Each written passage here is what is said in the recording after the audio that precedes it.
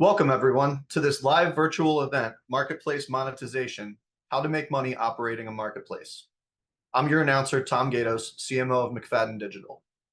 This session is scheduled for a 45-minute panelist runtime, plus a 15-minute Q&A at the end.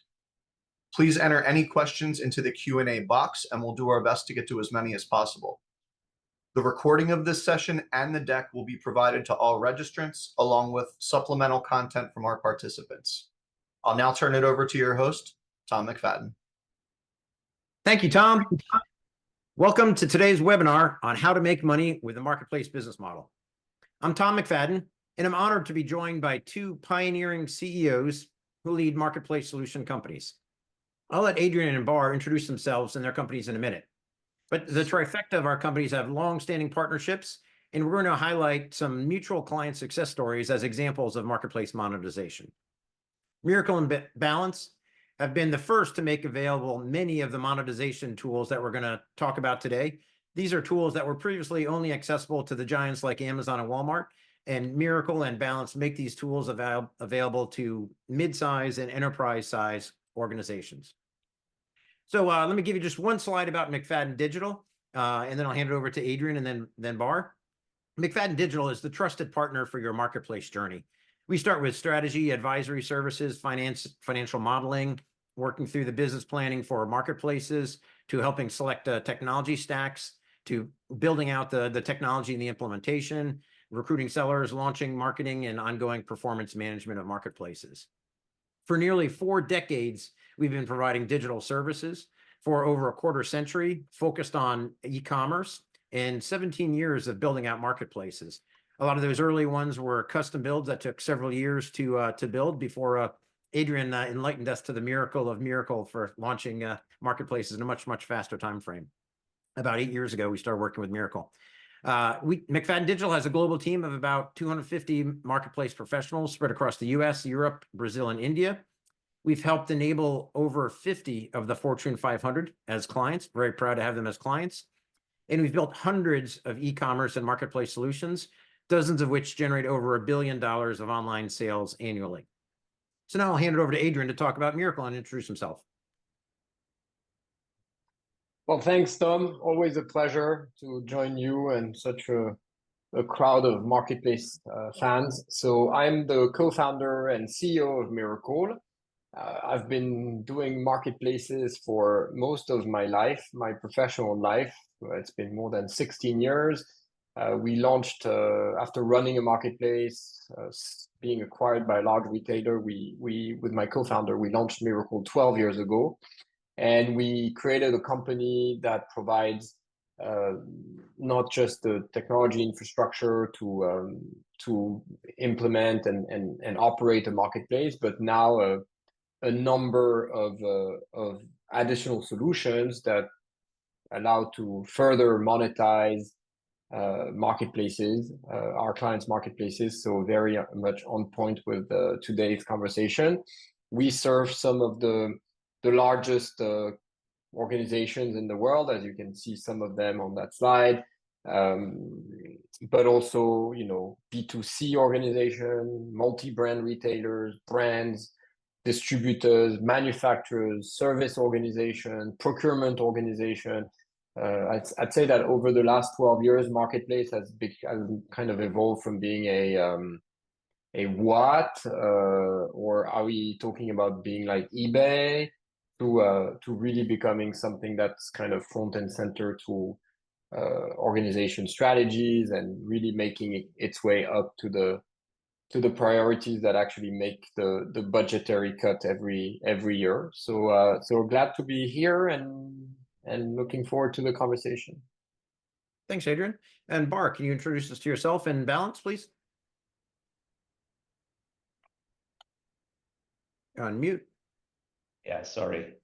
Hi, everyone. I'm Bar. I'm the CEO and co-founder of Balance, and I'm absolutely loving this topic. In Balance, we are the young in the group, but we raised more than $450 million in debt and equity to support our growth, with our main focus on enabling platforms and marketplaces to monetize. The reason why I love this topic so much is it's easy to get really in the weeds of building the project, which is the marketplace, and talking a lot about the functionality.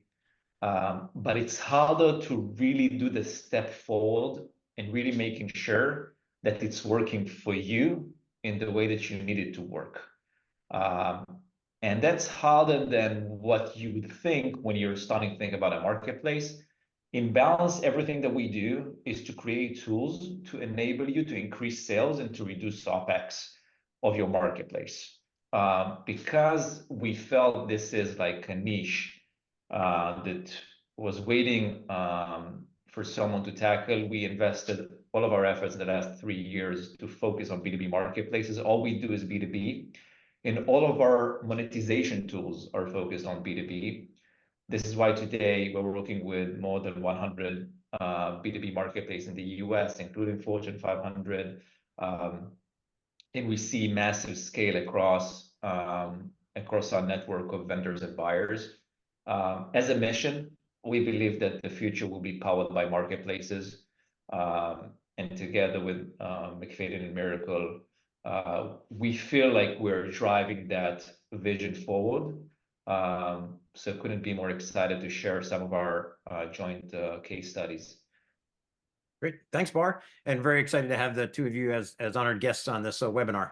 So the topic of marketplace monetization, we just published a book, 280-page book, Marketplace Monetization, which has 5 chapters, and these are the 5 categories of revenue increasing opportunities we're going to talk about. There are also ways to reduce OpEx, as Bar mentioned, that we're going to dig into in our presentation. So you'll see this presentation broken down into commissions and fees, embedded finances or fintech, on-site advertising or retail media network options, cross-border internationalization, and other monetization. Other monetization can also include some of the cost reduction opportunities. So that's a book from McFadyen Digital. For those that attend, we'll send you a link to get a free copy of that. Adrien published a wonderful book, amazing book, I would say, about online marketplace. I've got that here. Adrien, want to talk about your book? I mean, co-founder. Yeah, so we actually published a book when we launched the company. It was much less fancy, but it was basically called Marketplace: The Future of Commerce. And we used to walk around trade shows with this blue book. And I think 11 years later, 400 plus clients later, close to $10 billion of transaction generated for our clients later, we decided to interview these clients and tell their stories and the questions they went through, the successes and sometimes the failures, and we've put that together in this online marketplace advantage book that was published with Wiley last year, and we're happy also to provide interested people with a copy of it. And congratulations on getting a Wall Street Journal bestseller for the book, Adrien. So the flow of the flow of today's webinar, we're going to talk a little bit about theory and examples from these 2 books. Plus, Balance has some great white papers and content as well that we're going to talk about. So we're going to, I'll talk about the concepts, and then I'll hand it over to Adrien and Bar, who are going to talk about real world examples of how that monetization concept is being realized through their clients. So monetization is essentially answering the question, how can I make money running a marketplace? So the simple answer from the Marketplace 1.0 days is just charge a commission, right? Let's say you charge 15% as a marketplace operator.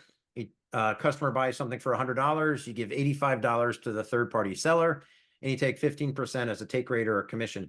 Easy peasy, what's the big deal, right? Well, that's the 1.0 approach of using just one monetization model. In the Marketplace 2.0 approach, a more modern style to this, let's take a look at Instacart Marketplace as an example. So again, you have buyers and sellers, the customer or consumer buying groceries from a grocer. Instacart is oftentimes in the middle of most online grocery transactions now, and they'll charge a shipping or a transaction fee to the customer. Many grocers, they have different relationships with grocers, but there's sometimes a commission fee or a percentage of the transaction that's taken from the grocer. customers can sign up for Instacart Plus, a subscription program, kind of like Amazon Prime or Walmart Plus, where you get discounted shipping for a recurring annual fee. But there also are gig workers who might do in-store pick and pack. That's to charge a fee for that. Or they may be full service delivery, and there may also be tips on top of that that are given to the gig workers optionally. But a lot of those grocers, now that Instacart is becoming the primary channel for consumers to purchase groceries, these grocers want to advertise and get in front of that customer. They may be deciding between Albertsons or Kroger or Aldi or Lidl, and they want to advertise their brand, or they may want to advertise their private label brands or certain products that they're getting some incentives with the CPG brands, for example. So grocers are advertising, paying money to Instacart, to the retail media network from Instacart. Those CPG brands, you think Coke versus Pepsi or Unilever, Procter & Gamble, Colgate-Palmolive, they also want to advertise to the consumers to convince you to buy their toothpaste versus their competitor's toothpaste, et cetera. But one of the problems that these manufacturers often have is that they don't have many insights into the end consumer. So once they ship pallets of goods to a grocer, they don't know what's being cross-shopped, what's being put into a basket, what's taken out, what is trending in the consumer behavior. So a lot of those CPG brands or FMCG, fast-moving consumer good companies, will license data from Instacart to gain insights about what consumers are buying or other trends. So Instacart uses 9 monetization models. And so how's that working for Instacart? Well, in a little over a decade, they've grown to over $30 billion a year of top-line sales or gross merchandise value, with a $7 billion market cap. Not bad for a 10-year run, a little over 10 years for a company. But again, they leverage the Marketplace 2.0 approach of multiple monetization models. Now, you can't talk about Marketplace without bringing up Amazon. Looking at their most recent numbers, we see how they break out their total revenue. The top line is they do have some owned inventory, first-party sales that they do, $232 billion, but $140 billion of their revenue is marketplace fees. So the underlying words here: commissions, fulfillment services, seller subscriptions. These are all types of monetization. We see advertising, $47 billion for Amazon in 1 year. Buyer subscription, so Prime for personal, Prime for business, $40 billion. Fintech, so quite a few offerings from Amazon, how they've really diversified. And on the average transaction, when you're purchasing something from a third-party seller, half the money goes to Amazon. So this data from Marketplace Pulse, about 15% on average is commission, 20 to 30% is FBA, fulfilled by Amazon, sometimes FBM, fulfilled by merchant, 15% advertising. That's what's going into that $47 billion of advertising fees. So some may say, well, 50%, that's egregious, that's outrageous. But a third-party seller is going to have to pay somebody to fulfill, and they're probably going to have to pay somebody to advertise. Wouldn't the marketplace operator, Amazon, rather take that money than Google for SEM? So it's a reasonable chunk of money to go to the marketplace operator. Now, the structure that we're going to use or the framework for talking about these different models of monetization is based around, very loosely around, the ROI equation. This is not the exact equation, of course, but you obviously want to increase revenue and decrease your expenses. So we have 5 categories of ways to increase your top line revenue: fees, commissions, advertising. We'll talk about those individually. And you, of course, want to reduce your CapEx and OpEx. So the way we're going to break this down in the following slides is a category for each of these, and we'll deep dive into fees, commissions, subscriptions, listing fees, lead fees, et cetera. We'll look at advertising and feature product, feature seller, et cetera. Fintech and international, we're going to actually split this into 2 different categories as it's split out in the book, but to make it more fit on the screen here, they're combined here. Other models, so quite a few different ways of making money on a marketplace that don't fall into those other categories. And then, of course, CapEx. You want to reduce this, but marketplaces tend to be asset-like businesses. So you don't have to build fulfillment centers. You don't have to purchase delivery vehicles. You don't have to build out physical stores. Certainly, you can complement those if you have those existing, but it's a very asset-like business model.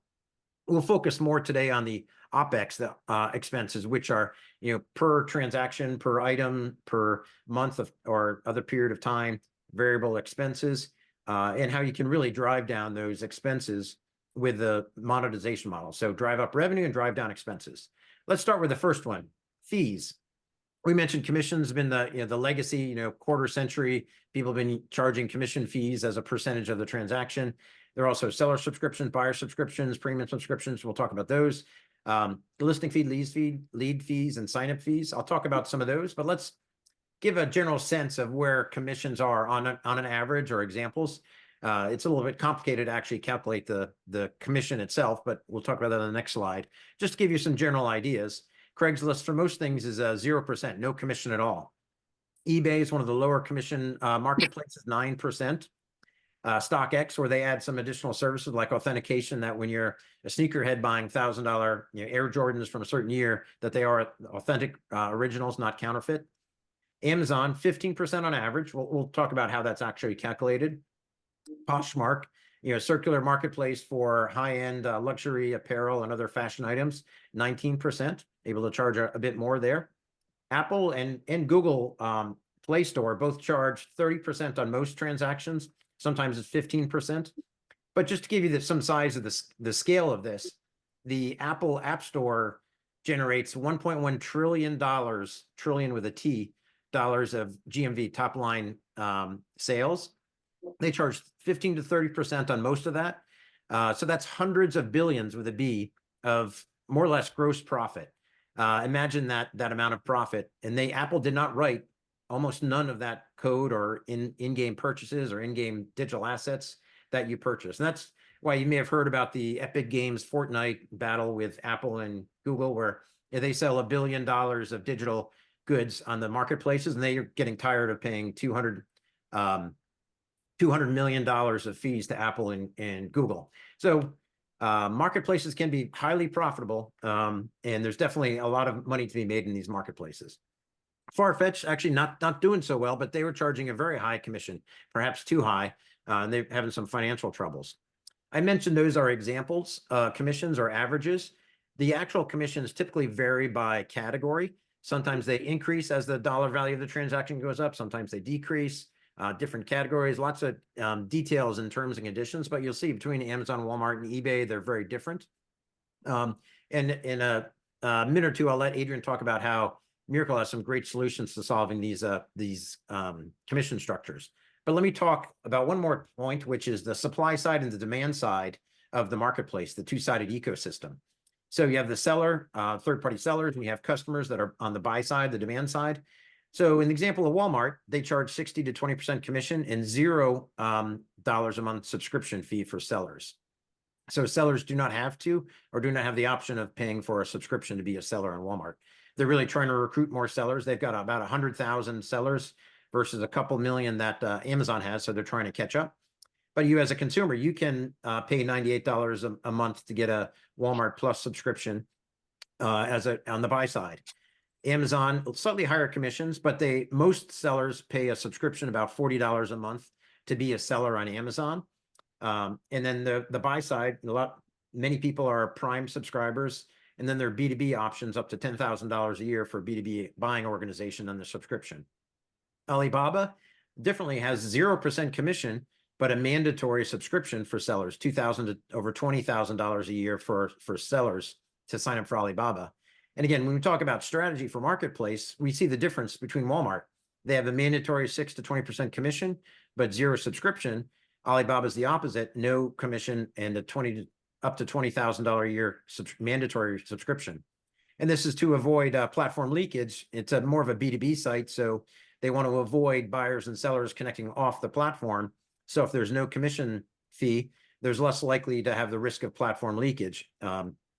So different strategies in structuring your commission structures. eBay has a listing fee or a lead or insertion fee, as they call it. And as you sign up for a higher subscription plan, that can go down to from 30 cents to 5 cents per item. And you can have a store hosted on eBay as well. I forgot to mention Alibaba has some fintech offerings as well. So those are all general merchandise, physical goods marketplaces. Let's look at some services marketplaces. Airbnb charges the homeowner 3% commission and the renter 14%. Home Advisor, which provides home repair services, they merged with Angie's List.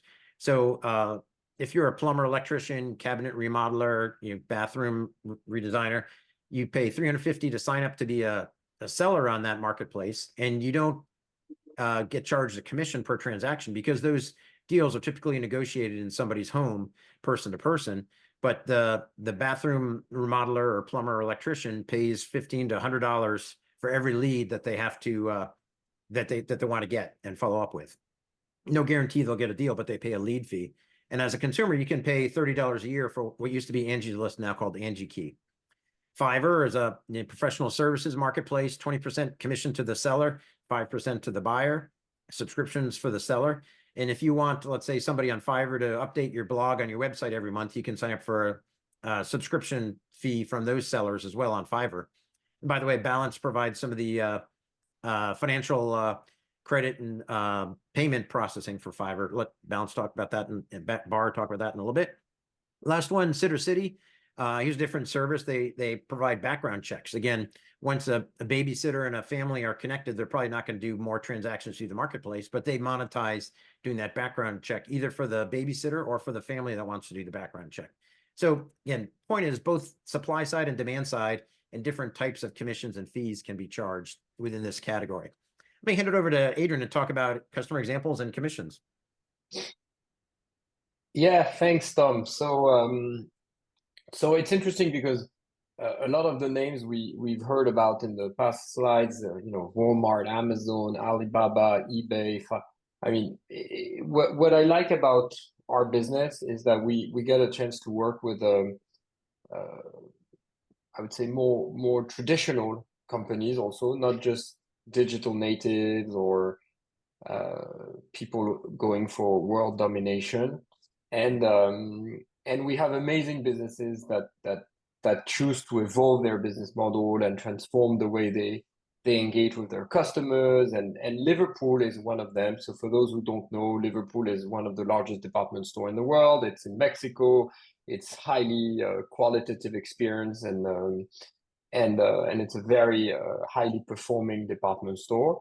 And the example here is the way they've structured their commission grid and pricing structure, where you see that there is a fixed monthly subscription, there is a commission range from 8% to 19% based on the product category. So within Mirakl, and we're not here to do a sales pitch, but basically you can create the grids you want at a product, at the category level, at a brand level. You can have fixed fee, you can have percentage fee, you can have per order fee. And you also have an interesting thing, which is commissions for MSI, which basically is a offer that Liverpool provides to their customers, where they can have deferred payments, and for sellers who choose to enroll into this program, meaning that any product sold where customers would pay down the road. So this gives sellers exposure to a broader set of clients. If sellers choose to be part of this, they agree also to pay an incremental 3.05% on the sale. So we get a little bit of into the financial services related monetization opportunities. But this is a typical example of a flourishing business. Just a few data points. Marketplace has driven 30% incremental clients. So people who buy from Marketplace, 30% are new customers. They ambition to have Marketplace account for 70% of their assortment, 70 by 2027. And they've been expanding into a lot of adjacent categories and core categories, and they've been doing click and collect, pick up in store, return in store. A fairly large number of marketplace transactions are actually happening in store directly from digital tablets. So it's one of the most advanced omni-channel example of marketplace adoption. Yeah, great success story. I love how rich and robust the commission grid structure within Mirakl is, and even the ability to incentivize sellers that if they get 4.5 star or above or whatever you configure, they get 1% less commission. Lots of sophisticated business logic in the Mirakl commission structure. Let's move on to the next category, advertising. So you can have featured product, featured sellers, stores, video ads, live streaming, lots of different options with advertising. And let's look at how fast this retail media space is growing. You may have heard a lot about this. In this example from eMarketer, for Google, search took 14 years to get to 30 billion. Social, 11 years for Meta or Facebook. And with Amazon, the retail media took 5 years, or 1/2 or 1/3 of social and search, or 3 times the speed of Google getting their $30 billion. Really fast growing. And part of what's driving this also is the death of the third-party cookie with GDPR and other regulations. A lot of dollars from search engine marketing are going into retail media networks. Huge opportunity, really fast growing. Currently over $100 billion a year now, about 125 billion, forecast to grow up to 175 billion, and highly profitable. And what does it cost to serve a digital ad? Very, very little. So there's a huge 70 to 90% gross margin in this space. Mirakl has a great advertising solution. Adrien, can you tell us about that? Yeah, absolutely. So as I hinted at the beginning of the webinar, we started by providing the critical infrastructure to power marketplace, and I insist on critical because I think sometimes people underestimate the importance of the technology behind when you're onboarding a vast number of suppliers who all have different catalogs, different shipping methods, and all want to be paid differently, etc.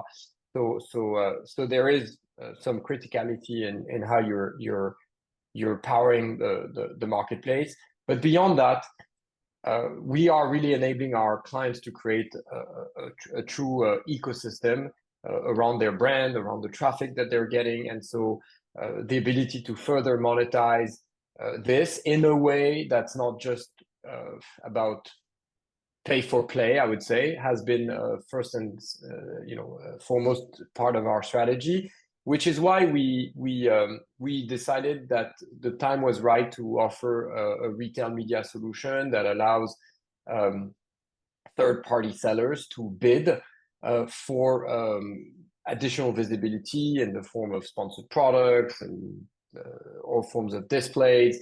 And but the way we've basically approached this was not just to kind of like approach it the old retail media generation, which I was hinting is really like you pay your scene, which ends up sometimes, you'll have a beer company just buying advertising and their product end up in the middle of the milk section because it's probably flagged as drink somewhere. What we did at Mirakl is a couple of years ago, we acquired a company that had a lot of AI-based technology in personalization and recommendation, and we use that to really create the core engine of our retail media solution. And so today we bring to the market a very innovative retail media platform that for us really brings together this combination of more than 450 marketplace operators on one side and hundreds of thousands of third-party brands, suppliers, and resellers, managing and handling hundreds of thousands of SKUs daily. And overall, this is a more than 2 billion monthly visitors network. And so the Mirakl ad platform really allows the operators to offer additional visibility options for their partners, and partners to invest in more visibility and in a completely conversion-based approach. We actually had a breakfast this morning, and the CEO of one of our large multi-billion-dollar client, he was saying to the group that one of the learnings they've had or surprises is that they actually realized that there's much more money for them to make in retail media on the long tail of their thousands of marketplace sellers than on their the shorter set of their typical advertiser suppliers. And so that's kind of, I think, is a hint into where we're heading in terms of evolutions in the advertising industry. And I think a great example, if you go to the next slide, Tom, is what we've launched with one of our clients called Maison du Monde, which is a European-based home goods and home furniture retailer, who went live with our retail media platform, and they've been able overnight to magically or miraculously offer this to their more than 1,500 sellers who are now selling on their marketplace, which itself accounts for 36% of their total online sales across multiple geographies. And I know we'll have a section on cross-border sales later. But they've been able to leverage this. They're also using a sales house service that we provide, which is helping them in the commercialization of their ad space. And they're already kind of trending towards significant single digit of incremental revenues as a percentage of their overall GMV. So when you think that, when you're a marketplace vendor operator, you may take, 12, 15, 20% on GMV. Imagine if overnight you can add 5%, 7%, 3% additional just by having a retail media program. It's a very significant bottom line improver. So we're very excited about this new evolution, and there's a lot of AI in it, and we're just at the beginning, so it's very exciting. I've been reading, if aligning with what your client CEO said, the value or the margin on retail media compared to other lines of business is so profitable that companies like Amazon is evaluating stopping selling their private label brands because they make more money selling advertising to the other manufacturers. So for example, Amazon can stop selling Amazon basic batteries and let Rayovac and Duracell and Energizer pay more advertising money to Amazon, and they make more profits from that as opposed to selling their own private label brand of batteries. It's very highly profitable. You mentioned international, so let's move on to that. The cross-border fulfillment, both from sellers that are overseas and customers that are overseas, to the localization of products, duties, and taxes, and the know your customer, know your business, anti-money laundering, those acronym soup at the bottom there, of liabilities, or not liabilities, but responsibilities in doing international and cross-border, and even third-party sales. So let's take a look at how big this market is. McKinsey estimated that today's about $400 billion cross-border transaction volume will grow to somewhere between 1 trillion and 2 trillion in the next 6 years. So roughly doubling or quadrupling in size, I guess 5x potential growth from a pessimistic 1 trillion to an optimistic $2 trillion cross-border. Now, much of that, of course, is from Asia Pacific, China, to North America and Europe. But there are lots of other markets going on. Mercado Libre, for example, is a great cross-border marketplace down in Latin America. And we see that with a lot of other cross-border examples. Adrien, can you tell us about some of the Mirakl customers? Yeah, sure. Once again, exciting retailer here, Decathlon. For those who are not familiar, it's actually the largest sporting goods retailer in the world, and they operate close to 60 countries. They've been running a marketplace with Mirakl for I think 4 or 5 years now, and they've basically used our internationalization platform to now roll out the marketplace in more than 20 countries. They've been able to localize language, currency, content to make sure that every customers have the best localized experience. The marketplace is centrally managed also, which creates economies of scale and efficiencies. And they're leveraging a lot of sellers who have cross-border capabilities. And today they have more than 2,000 sellers. So it's a very it's a very strong example of how you can basically use the marketplace to expand across multiple geographies, including geographies where you're not physically present with stores. Great. Bart, can you tell us about the balance solution for cross-border? Yeah, definitely.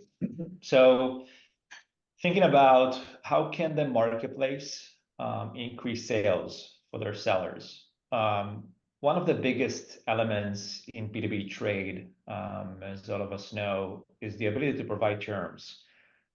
Something simple in theory, but when you're trying to productize it in a marketplace that is ready for scale, there's a lot of challenges. One of the biggest challenges is that most of your sellers are selling within their country. All they know is their buyers, and they are coming to your marketplace to expand. They are doing it with the compound of like their business, their country, but they also want to expand globally. I think one of the strongest value proposition of a marketplace that will continue to evolve is the ability to increase the geo coverage that every seller can have. The problem is for an average seller to underwrite buyers from countries he doesn't have prior experience with, and even if he has the experience, just becomes really hard. How do you assemble the data that you need in order to underwrite them? Do you feel comfortable taking the risk?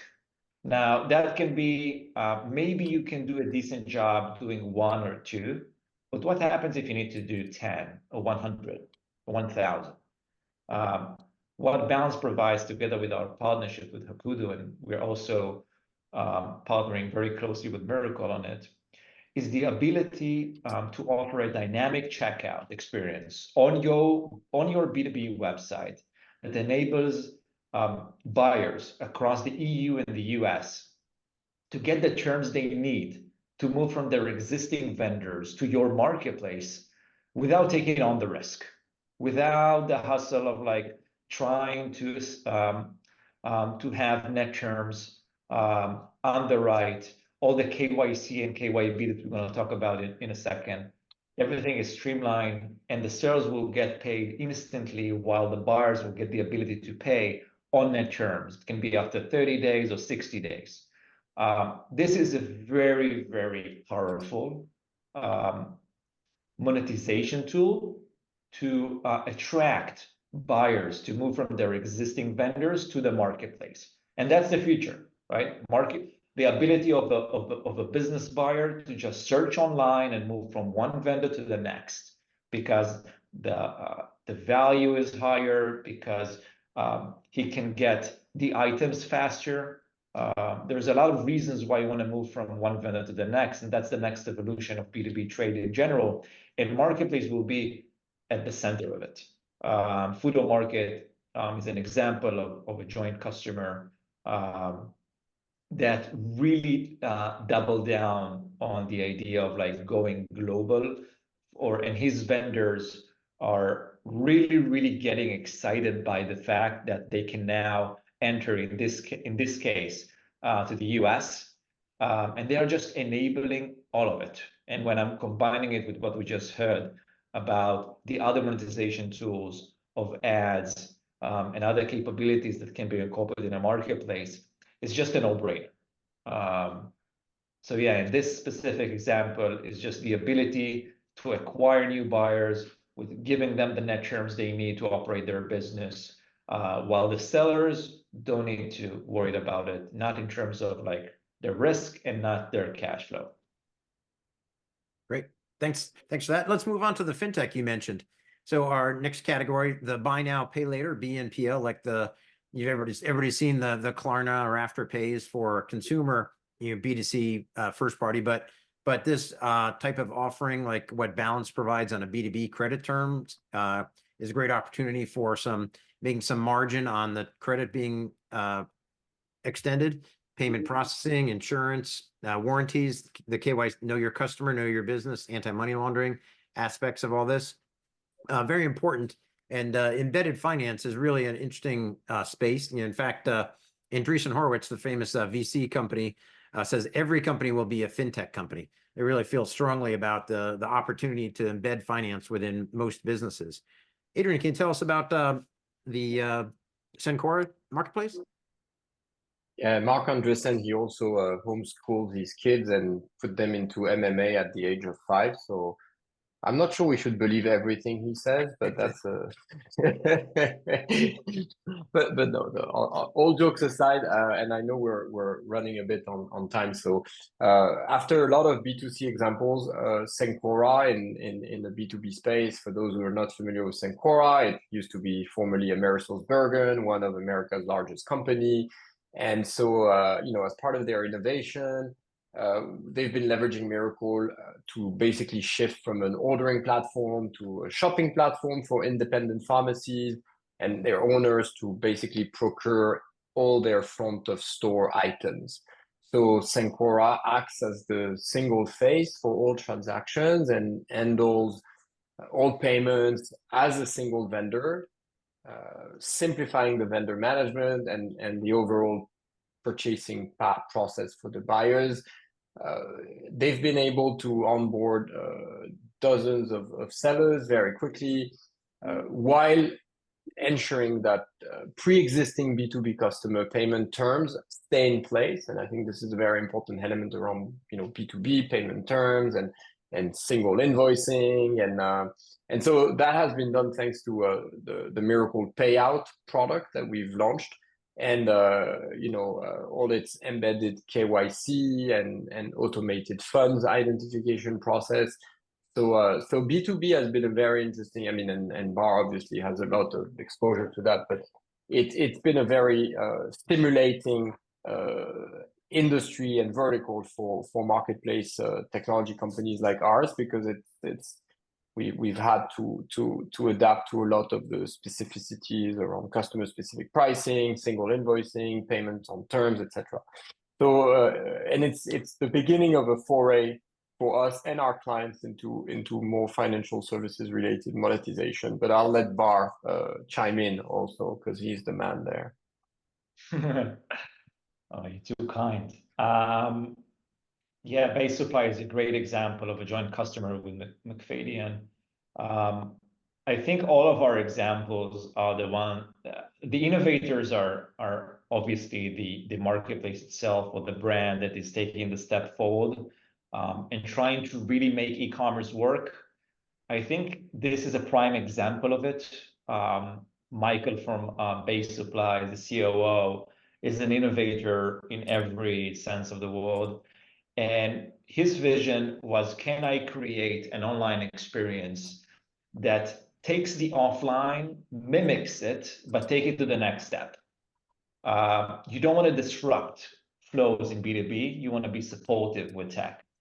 But you also want to make it engaging in a way that, once, retain the customers, but second, make them understand and experience that they can achieve much more leveraging online technologies than just the e-commerce as a sales channel. In this example, he's one of the first to use our dynamic checkout solution. Essentially, the idea is simple. When a business buyer is going into a website and is trying to purchase, and it's a self-serve experience, the biggest challenge is, how do you support him in the way that is customized for his needs?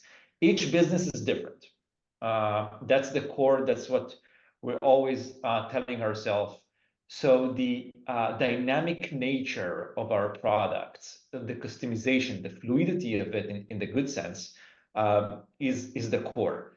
In this example, we try to solve for, how can a customer that Base Supply don't know comes in with his specific payment needs. It can be an ACH, it can be a credit card, it can be a check, with his terms that he knows from his existing vendor, and supporting the AR workflow, the account receivable workflow that the seller needs, and the marketplace. So we have a software challenge, you have the credit piece of net terms challenge, and you have the payment challenge. What we do in Balance is that at the front, what you will see is like a checkout, like an experience that you know from every retail website that you see as a consumer. But what makes it unique is that it's super, super focused on B2B. So you can pay however you need with 5 different payment channels, which I mentioned before, between checks and different methods of ACH and also credit cards. Get an instant decision on your ability to get terms. So get what you need on the spot in the moment of intent, and support the entire workflow behind it to make it reconciled and beautiful for the sellers.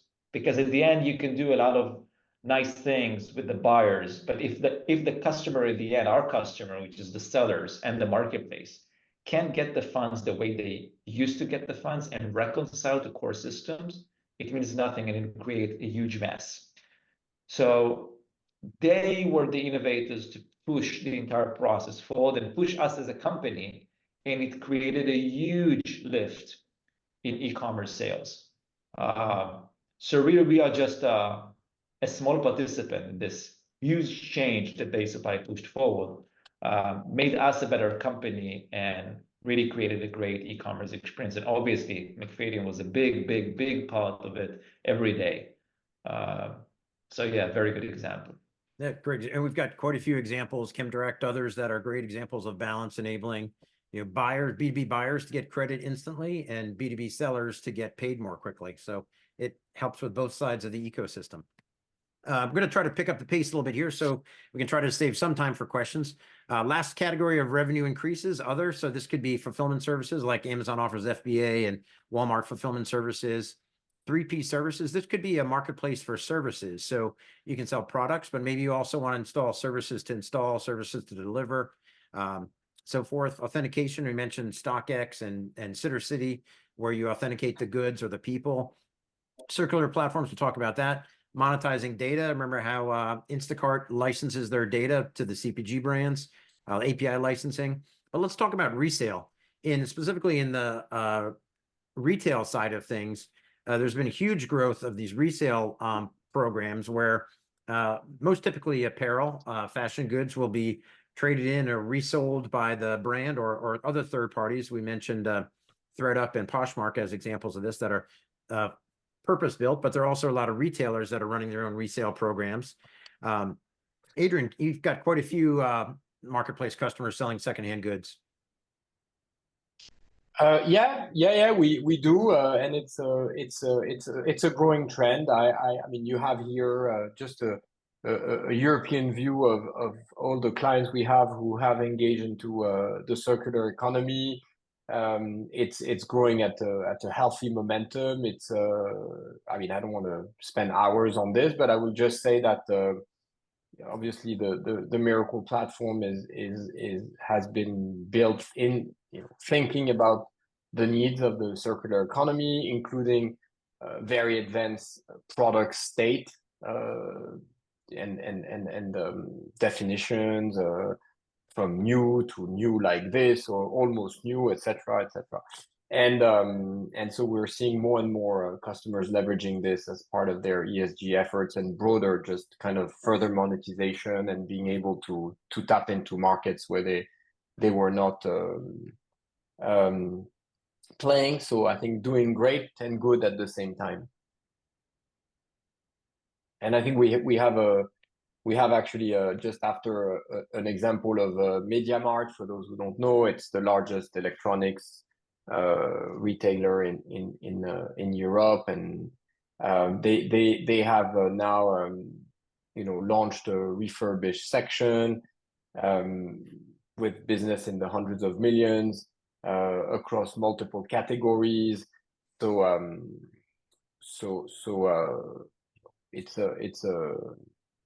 It's a perfect example of a retailer that's doing this kind of double jumping into becoming a marketplace and jumping also into being a marketplace that also embraces the circular economy. Here in North America, I've seen the Best Buy Canada site. They have 20,000 refurbished laptops available from third-party sellers. 20,000. Yeah, absolutely. Amazing. Yeah, and they've been a Mirakl client since 2015 now. So we're going on almost 10 years, and quite early on they've adopted pre-owned and refurbished items strategy on their marketplace. So thanks, Tom, once again. Yeah, one day when you're done writing your own books, you'll write a book about Mirakl. I love it. It'd be hard to outdo you know yours. you know it better than me. All right, let's get into our last category, OpEx, and how you want to reduce this. I'll let Bar talk about the second half of these, but a lot of these variable expenses go down when you're operating a marketplace. Third parties are doing your fulfillment. Third parties are doing your merchandising. Third parties are carrying the inventory for you, both physically and financially. They can do customer service. When you have third parties adding a lot of products to your catalog and optimized merchandising by those third parties, you may oftentimes spend less on paid SEM, search engine marketing, because you have such a large catalog with a rich content from the SEO from third-party vendors. We'll talk about an example of procurement from Mirakl, but Bar, I'll let you talk about the bottom half of these here, since a lot of these are financial related. Yeah, I think, when I think about OpEx, profitability of a business doesn't really care if it comes from lowering your OpEx or increasing your sales. And when we think about OpEx and the challenge in the context of a marketplace, what is a marketplace really for the sellers? It's an ability to grow. When it works, one of the things that break is the reconciliation, and it sounds boring. Maybe it is in some sense, but it breaks the system, right? There's new sales from a new channel. Now you need to bring into your core systems.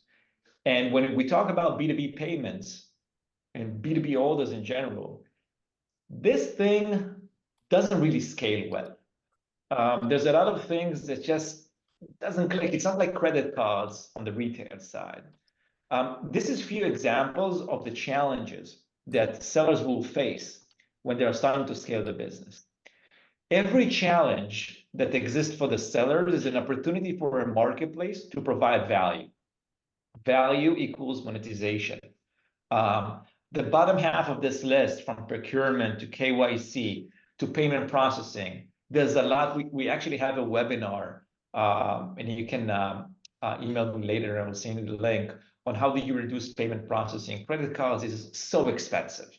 How can you make it cheaper for your sellers, or keeping it the same value or the same fee for the sellers, but reducing your own costs?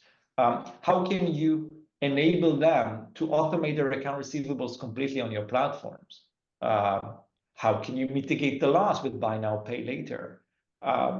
And a lot of other elements that are here at the end to create value when AR needs to scale. That's the story of OpEx, and it's true for the AP as well, but that's the story of OpEx and how Balance can mitigate it, and in general, how a marketplace can drive that value for sellers. That's a great example of a joint customer with Mirakl. The reason why I like this example so much is they were so thankful about what we're able to achieve also with Mirakl, and I think this at the end, this is why we spend our time thinking about those things. This is a great example of what I was mentioning before: a marketplace, a model that everything is connected, scalable to infinity in theory. What happens when it works? I think Snappy is the example of what happens when it works. You see it in the before square above on the right side. They were finding themselves in this hiring cycle all the time when there's peak seasons. In their example, is easier to predict, but still, like hiring the temps to deal with the peak season and building a team to do something that sounds ridiculous, but it's to manually process tens of thousands of invoices for vendors. They were used to leverage more incumbent systems like Bill.com or other softwares that at the end use as a back office tool to help you manage the chaos. With Balance, and in this example, in a combination with Mirakl, we were able to create a world when you don't need to manage a chaos, you solve it before it happens. And I think that's the difference between when you think about, obviously, Balance didn't invent the concept of AR management. But what Balance is trying to do, and Adrien said it better than me, it's not a sales pitch, but it's part of the vision, and it's how I want everyone to think about the future, is don't deal with the chaos when it happens. Solve it before it happens. Solve the problem in its core. And this is what they got. And it worked beautifully. We just processed last month around $50 million, fully automated. And it was just beautiful to see. And you see it in the quote here from the VP of Finance, huge impact, and really one of the prime examples for reducing OpEx. Great example. Let me hand it over to Mirakl, Adrien from Mirakl for our last example, and then we'll go to a wrap up. Yeah, so driven brands, for those who don't know, if you have a car, think Meineke, Take 5. So a lot of like brands around car servicing and maintenance. So driven brands came to us saying, we want to basically make the life of our operation owner, franchisee better, and we want to help them save costs in how they run their business. So they basically leverage the marketplace model to, in a way, digitize the procurement for their franchisee owners. So they created this one-stop shop, private one-stop shop with competitive, transparent prices to basically help all the business owners to streamline operational expenses, and also opens a e-commerce channel for their corporate business. So it's a very interesting example, which we are seeing more and more happening around procurement organization, group purchase organization, co-ops, trying to kind of leverage the power of this network model that is the marketplace and ecosystem creation to create more efficiencies with their partners. So very exciting also project. Right. I think now, Tom, you can take us home. All right. So wrapping up, we talked about, thanks for that great example, Adrien. So wrapping up, we talked about the 4 or 5 different categories of ways to drive top line revenue, fees, retail media, embedded finance, cross-border, and other, and how you can reduce operating expense. We didn't dive into CapEx too much. But let's take a step back at the big picture of things. There are many benefits of a marketplace, many goals or reasons why you want to launch a marketplace.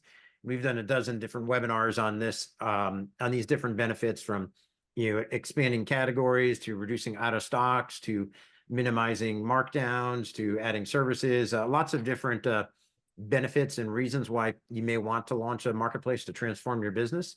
But the important part is mapping those different goals, which are the priorities, to the different monetization models. We talked about, is it better to have commissions or subscriptions or retail media advertising versus other parts of the business, selecting which model is going to be the best to optimize your business. So this is part of the strategy in figuring out, of the many, many different tools for monetizing a marketplace, which one's best aligned with your business goals of launching a marketplace. So just to do a quick wrap up here, I think I can stay on. I'm not sure if others can stay on if we want to answer some questions, but here's some follow on if you want some more information from Mirakl, Balance, or McFadyen. And Tom or Cindy from McFadyen, can you paste these URLs into the Zoom chat? Make them available, please. But wanted to just summarize some of the key takeaways. The Marketplace 2.0 model leverages more than just commissions as a way to generate money. There are lots of opportunities in retail media, embedded finance, circular, and other resale or other huge opportunities that people need to keep in mind for their marketplace. And from the many different tools and many different business benefits, it's important to map out which tool is going to best help you achieve your business goal, and what are the pros and cons of different tools. There are 2 sides, or sometimes 4 sides, in the example of Instacart to the ecosystem. There's a chance to make money on both sides, as Balance showed, with extending credit to the buyer, B2B buyers that need $10,000 or $100,000 of instant credit to make a B2B purchase, to the sellers as well. And diversifying this revenue can both reduce your volatility of your business, where you're getting money from, and also build that defensive moat. How many competitors have come up and challenged Instacart as a grocery delivery service? Not many viably, because they've got such a moat from multiple monetization models that's to help defend them. I think we're right at our time now, 60 minutes, but I can stand if there are questions, or Tom, or if we have the option to do that, Adrien, Bar, if you guys are open to that, available. I'm not sure. We're right at the time here. Yeah, unfortunately, on my side, I have a call that started 1 minute ago. Okay, sorry. But I'm over. very impressed by the fact that we're over time and we still have most of the folks on the call. So well, let's open up to some questions. Tom, do we have any questions? Yeah, we actually do have a couple questions from the audience, so we can take a couple quick ones here. And if anybody has to leave, please feel free. This will be recorded in the on-demand version and will be available and sent out to everybody tomorrow. So no worries if you can't stay. So the first question was submitted anonymously, but I think it's a really strong one. Which of these monetization models is the most transformative to a business, and how do you prioritize these monetization methods? Adrien or Bar, do you want to take that? Oops. Adrien? I think go ahead. Yeah. I would say it kind of aligns with the goals. What are the business goals? So if it's B2B, B2C, the risk of platform leakage, whether you're selling products or services, I think quite a few factors go in there. But Bar, Adrien, if you want to add to that. And just to repeat the question, that was basically which do you think of these monetization models as the most transformative?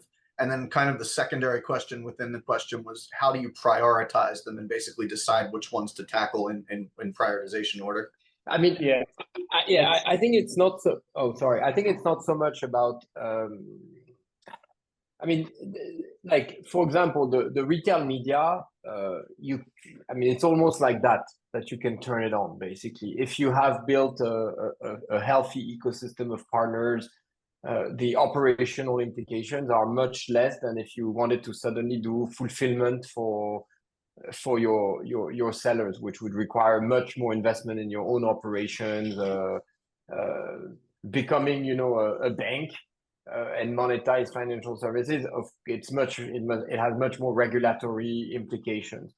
So I think, for me, I would say that beyond the and things related to commissions and as Tom was explaining, maybe if you allow sellers to participate in your loyalty program, they can pay more commissions and things like that.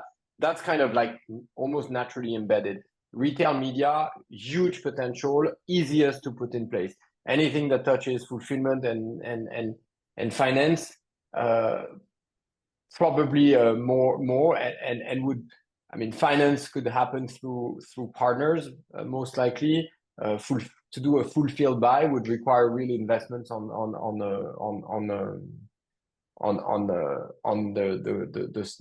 the marketplace side. Okay, awesome. Thanks for that answer. We've got one here from Jeff. Do these monetization models also apply to dropship? Definitely. Is that one that would Tom, you want to kick us off on that one? Do you think that these monetization models are, I mean, I know they do, but how would you say that they apply to dropship, and does that differentiate from how you would apply that to a marketplace? Yeah, I think the major difference in dropship, well, there are quite a few, but one of the bigger elements is the pricing. So in dropship, usually the marketplace operator will set the price, or the retailer or distributor will set the price. In marketplace, the seller will set the price. I don't think that the commissions might operate a little bit differently. So if it's a percentage of the sale value versus a fixed dollar figure versus a listing fee or insertion fee as eBay charges, that commission might vary a little bit. I think advertising for it doesn't change. I think the cross-border, probably wouldn't change too much. Certainly not advertising. And I think the BNPL or embedded finance, like a balance type of credit offering, probably would not change much. I think just the commission structure might change. Bar, do you have any thoughts on that? I think it makes sense. There is like a good question here that I wanted to raise. Someone asked, when is the right time to get into payment processing? Like, what level of volume do you need to see as a GMV on your platform in order to start using payment processing services? I think it's a very good question. First of all, the answer is from the beginning. And the reason why I think it's a good question is because if you're not in the flow of funds from the beginning, it's really hard to get in the middle of it when it works. We see it time and time again of companies getting to a very large GMV, but transactions are happening offline, then turning on the switch and making it work on the platform is extremely hard. So one of the biggest takeaways for me, and it's a good question because I wanted to talk about it and I forgot, get into the flow of funds as soon as possible. You will thank me later. Great, thank you. And Adrien said in the chat, thanks for joining us. He had to apologize. He had to jump off to his other meeting. But should we take another question with Bar while the two of us are still on? Well, we've got one more. Everything else I think was answered within the Q&A. Thank you to our participants and our audience for asking those. This one comes from Jennifer, and this is a good one. She says, I think of retail media, as the name infers, being for retail solutions, but you were just discussing it in terms of both retail and applying it to B2B. How would you deploy retail media in a B2B situation for a marketplace? That Adrien would probably be the best to answer that with the Mirakl ads platform. But I can think of it just in the B2B world, there are really two sides. There's distribution and then there's manufacturing. So distributors are much like retailers in that they're reselling products from somebody else, typically in higher volume with some more complex business logic in there. But the brands, if it's a distributor, the brand still may want to advertise to the audience of the distributor. And I think of like a Grainger or Zorro, where you've got a huge volume. There may be the opportunity for a high volume, like their marketplace does about $1 billion a year with 10 million products. That's an example where you've got the scale of customers, of products, of brands that you resell, where it makes sense to do some advertising. If it's a much smaller B2B point solution where there are only a few limited brands or products, it may not make as much sense. And in the so I think it is very similar. Distribution can be very similar to retail in that even though it's called retail media, it's still advertising to some of those organizations. So there's definitely opportunity, and I wish Adrien was on. They may have some. They probably do have some B2B clients using Mirakl ads for advertising.